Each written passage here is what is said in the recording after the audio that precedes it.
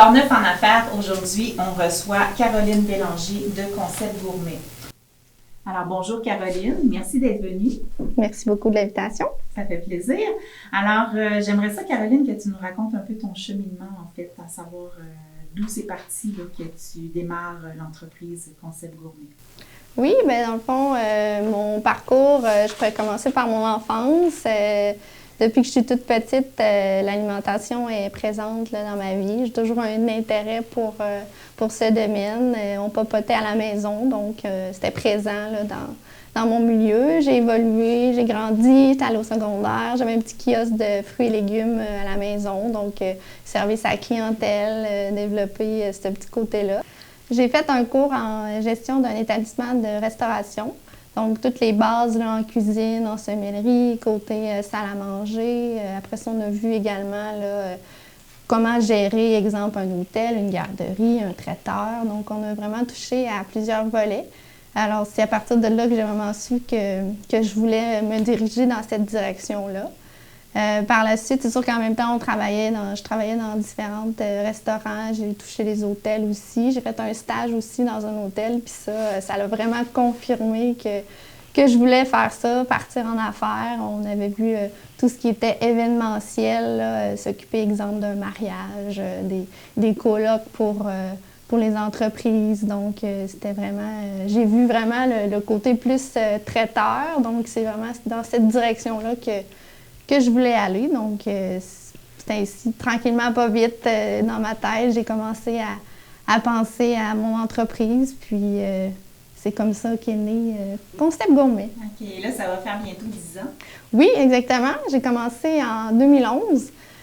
Donc, 2011, j'ai créé l'entreprise. Ça a débuté avec des chefs à domicile. Donc, je me rendais chez les gens, faire des repas, des 5 à 7, des ateliers culinaires. Puis de fil en aiguille, bien là, les gens me demandaient « Ah, bien, peux-tu faire des buffets? Peux-tu faire des boîtes à lunch, des bouchées? » Fait que là, c'est là que l'entreprise est devenue vraiment plus traiteur, là, traiteur avec différents services là, qu'on pouvait offrir. Toi, tu es située à Saint-Marc? Oui, Saint-Marc-de-Carrière, oui. Oui. Et est-ce que tu es reconnue dans ton milieu? Est-ce que les gens de la ville, exemple, ou les gens d'affaires, autant que les municipalités, font appel à tes services dans le coin? Oui, dans le fond, on dessert tout le comté de Portneuf. Donc, on va vraiment selon les municipalités de Saint-Marc. C'est sûr que je suis pignon sur rue à Saint-Marc, mais on est un peu partout, là, donc on peut se déplacer, des livraisons. Quand on fait des événements aussi, là, on touche vraiment, on peut aller de Sainte-Anne-de-la-Pérade à Saint-Raymond, Sainte-Christine, Sainte-Catherine. Là, donc, on se dirige partout. Oui, ça c'est une chose, vous vous dirigez partout, mais je voulais savoir si tu es reconnue, dans le sens que, est-ce que comme la SADC, exemple, va avoir le réflexe de faire affaire avec toi? Est-ce que tu es reconnue par les acteurs du milieu là, qui vont avoir le réflexe de faire appel à tes services? OK. Oui, mais dans le fond, c'est sûr que depuis, c'est sûr, ça fait comme 10 ans, sauf que c'est depuis 3 ans que je fais ça vraiment à temps plein. Donc, il y a encore de l'expansion au niveau là, de me faire connaître dans la région de Portneuf. Je suis connue. Le bouche à oreille, c'est la meilleure publicité. Ça, c'est vraiment, c'est comme ça que j'ai commencé. C'est celle-là qui suit. Mais là, le fait que j'aie pris un local, pignon sur rue, sur un boulevard, là, à ce moment-là, c'est sûr que ça a pris un petit peu plus d'ampleur. Sinon, avec la publicité, quand je participais à des événements aussi, bien là, tu sais, t'es où? Tu viens de où? C'est intéressant, fait que ça fait parler puis me faire connaître. C'est sûr qu'avec la Chambre de commerce, les municipalités, bien, tu sais, ça veut pas, c'est lié aussi, là, donc des fois, on a des références là, envers eux. Et toi, tu trouves ça important de faire partie des chambres de commerce parce que je pense que tu es membre de plus qu'une chambre? Oui, exactement. Je suis membre de celle de l'Ouest et de l'Est. C'est important parce que je trouve que, d'un, ça nous fait une visibilité. De deux, ça nous permet d'avoir des contacts, voir aussi lorsqu'il y a des événements, on peut participer en tant que des formations. Donc, ça vient comme compléter notre côté un peu plus gestionnaire. Puis c'est un beau réseau de contacts également. Là. Ça nous permet de voir plusieurs. Ça nous permet de comparer pas différents types de traiteurs, mais de voir différentes compagnies, différents domaines qu'on peut voir comment eux fonctionnent. Exemple, avec la pandémie, est-ce qu'ils ont des trucs, des conseils? Des fois, c'est important. Parlons-en de la pandémie. Est-ce que tu as vécu quelque chose de particulier, toi, avec la pandémie? Oui, bien, dans le fond, c'est sûr que ça touche tout le monde, ça, c'est sûr, c'est certain. Moi, par contre, je n'ai jamais arrêté. C'est sûr que les 2 dernières semaines de mars, ça a été vraiment tranquille. Mais ça nous a permis de vraiment là, de retravailler nos produits pour ne pas avoir de pertes, d'aller transformer des produits qu'on n'a jamais le temps nécessaire là, de le faire. C'est sûr que j'ai dû mettre à pied là, des employés pour pouvoir passer à travers la première vague. Mais mon service de traiteur, mes cuisiniers étaient toujours en vigueur. On allait porter directement au domicile des gens. Donc ça a été intéressant là, pour les personnes qui étaient confinées. Puis après ça, bien là, les garderies ont reparti, les écoles ont commencé en septembre. Donc c'est sûr que tout ce qui est événementiel, ça a été annulé, là, les mariages, les expos. Je participe aussi au Grand Explorateur. Donc tout ça a été arrêté, reporté. Donc, on a dû s'adapter, mais sinon, ce qu'on a développé aussi, c'est des boîtes repas individuelles. Donc, la fête des mères, fête des pères, les gens, oui, ne pouvaient pas se rassembler, mais ils voulaient quand même souligner l'événement. Et là, bien évidemment, on commence la nouvelle série d'émissions un peu aussi avec toi parce que on a décidé de t'inviter à participer à notre soirée gastronomique. Est-ce que tu peux nous dire un petit peu qu'est-ce que tu nous prépares?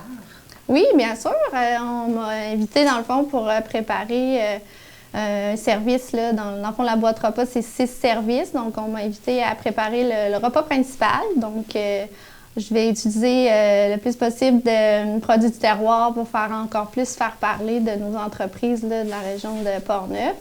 Je vais également aider là, toute la logistique là, du montage des boîtes. Là, donc, ça va être super intéressant. Puis de voir aussi avec les autres invités, les autres chefs qui vont être de la partie.